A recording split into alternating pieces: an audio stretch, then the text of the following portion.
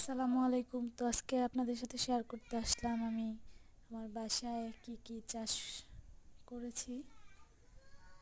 তো সবাই একটু দেখবেন ধৈর্য সহকারে, অবশ্যই ইনশাল্লাহ মনে হয় যে ভালো লাগবে।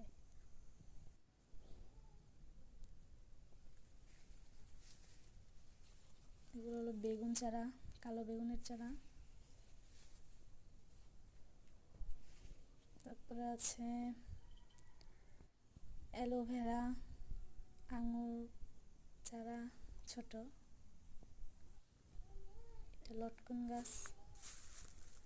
তারপরে আছে এখানে নারিকেল চারা। তারপরে এই যে বেল চারা।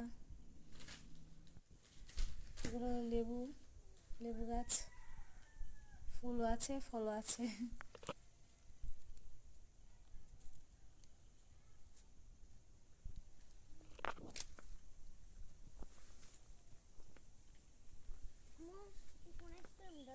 তারপরে আছে